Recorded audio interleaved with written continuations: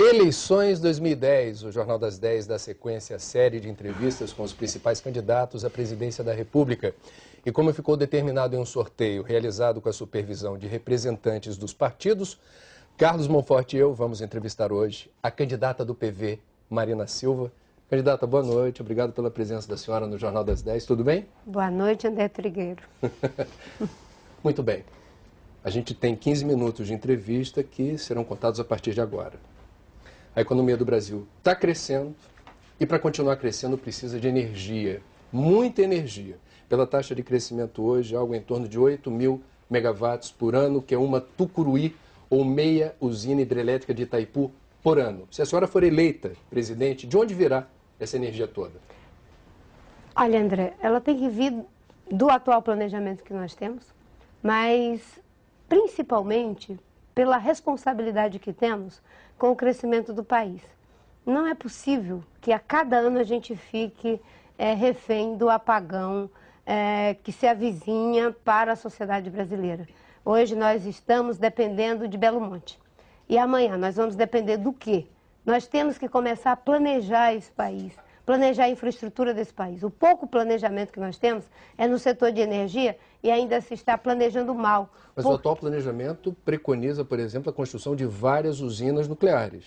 As usinas nucleares, no meu entendimento, elas não são necessárias. Nós tínhamos era que pegar esse dinheiro e investir na energia solar, na energia eólica, na energia de biomassa e fazer os investimentos da forma correta para a geração de energia de hidroeletricidade. Solar Nós temos eólica... um potencial enorme, André, na hidroeletricidade. É só fazer bem feito que dá para fazer. Solar e eólica não são consideradas fontes de energia firmes, não tem escala. Dá para fazer diferente?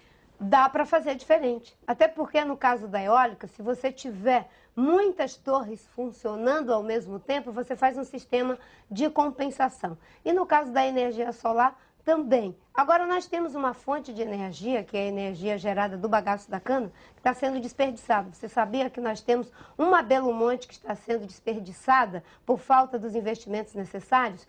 Agora, é claro que não é suficiente só solar, eólica, biomassa. É fundamental que a gente tenha um planejamento correto para a geração de energia da hidroeletricidade. E as pessoas às vezes ficam achando que meio ambiente e desenvolvimento e infraestrutura não conversam. Conversam sim. Quando eu estava no Ministério, eu tentei provar que isso era possível. Havia uma incompreensão dentro do governo, mas se tiver na presidência da República, pode ter certeza, nós vamos fazer e vamos fazer bem feito. E o Brasil vai sair do apagão que o ameaça todo ano. Senadora, a senhora tem feito críticas pontuais aos juros, à política de desenvolvimento, à falta de ação em algumas áreas. O que mudaria no governo Marina Silva? Primeiro, eu acho que em política econômica, Monforte, não vale aventureirismo. Nós já sofremos muito com o período da inflação descontrolada, nós já sofremos muito com o país, sem ter uma perspectiva econômica que desse estabilidade para os brasileiros, dos mais pobres aos empresários. Então, nós temos que saber que com política econômica não se faz aventura. Então, o que eu tenho dito é que nós vamos manter o tripé da política econômica, a questão do câmbio flutuante, o controle da inflação e as reservas. Nós temos que trabalhar com a ideia do superávit primário. Agora, nós temos que ter maiores investimentos. E os maiores investimentos, eles virão de uma política de juros que não inviabilize esses investimentos. Só que a gente não pode continuar controlando a inflação apenas pela elevação dos juros. Nós temos que controlar a inflação pela redução do gasto público. Reduzir gasto público é um processo e nós estamos propondo muito claramente como vamos fazer isso. Nós vamos limitar o gasto do governo à metade do crescimento do PIB. A senhora defendeu, algum tempo atrás... Aliás, o aumento do gasto do governo. Autonomia informal do Banco Central. O que é isso?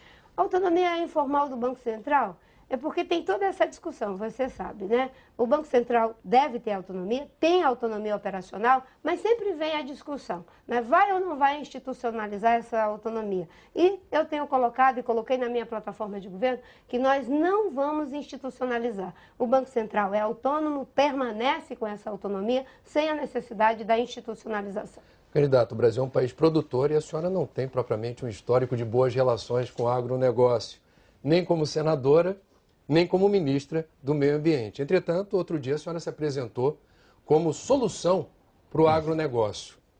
Isso é para valer? A senhora imagina ser possível construir alianças com os grandes produtores rurais do Brasil?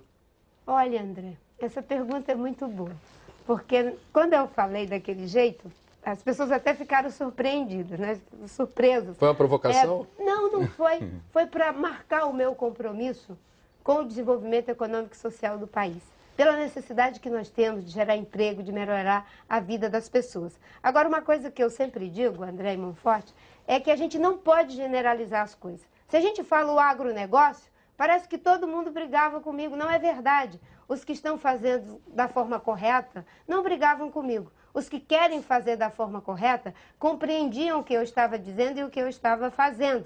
Agora, existe uma minoria, só que essa minoria faz muito barulho, viu? Uma minoria que acha que a gente pode fazer como a gente fazia há não sei quantos anos atrás, sem preocupação com as florestas, sem preocupação com a biodiversidade, com a terra, com a água. A senhora me corrija se eu estiver enganado, a maior parte dos representantes do agronegócio, a maior parte dos grandes produtores rurais, por exemplo, diverge da senhora em relação ao que deveria ser o melhor desenho da reforma do Código Florestal. Olha, eu digo para você que existe muita gente do setor empresarial que tem uma posição de convergência comigo.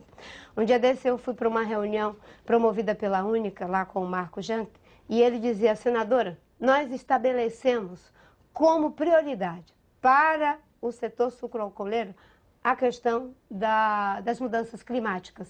E o que nós queremos com o Código Florestal é um caminho que nos leve a aumentar a nossa produção, mas nós não queremos ser contra a proteção do meio ambiente. Isso já é um grande ponto de convergência e eu tenho trabalhado as convergências. Quando eu digo que eu sou a solução para o agronegócio, sabe por quê, André? É porque eu sei como a gente pode fazer para aumentar a produção no Brasil sem destruir florestas, sem destruir biodiversidade. É aumentando produção por ganho de produtividade. Hoje nós já temos a tecnologia, Monforte, que nos permite dobrar a nossa produção sem precisar derrubar a floresta. E em São Paulo, nós já temos uma agricultura altamente tecnologizada, que pode ir para o Cerrado, que pode ir para a Amazônia, que pode ir para a Caatinga, para que a gente pare com essa história de que meio ambiente e desenvolvimento são inimigos. Não são. Devem caminhar juntos. Senadora, a senhora tem uma boa experiência como parlamentar legislativo, nem tanto na parte executiva. Como é que a senhora vai governar? Já que o seu partido também é um partido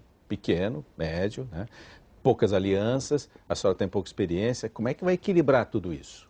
Bem, eu fiquei 5 anos e meio no governo, num cargo executivo, né? Claro que é uma pasta que as pessoas acham que não é tão executiva assim. Engraçado como as pessoas têm uma visão de meio ambiente. Mas ali a gente lida com os problemas de A a Z, da hidrelétrica do Madeira à questão da elevação do nível dos mares, não é? Da questão do Cerrado o Rio Pinheiros aqui totalmente contaminado em São Paulo. Então você lida com os temas de A a Z. É uma experiência que me fez trabalhar com todos os ministérios naquela esplanada. Só para você ter uma ideia, para fazer o plano da BR-163, que liga o estado do Pará ao Mato Grosso, eu tive que coordenar um processo com 22 ministérios. O Plano Amazônia Sustentável, fazia a coordenação executiva com 18 ministérios trabalhando conjuntamente. E o Plano de Combate ao Desmatamento, que ficava na Casa Civil, eu era coordenadora executiva, 13 ministérios.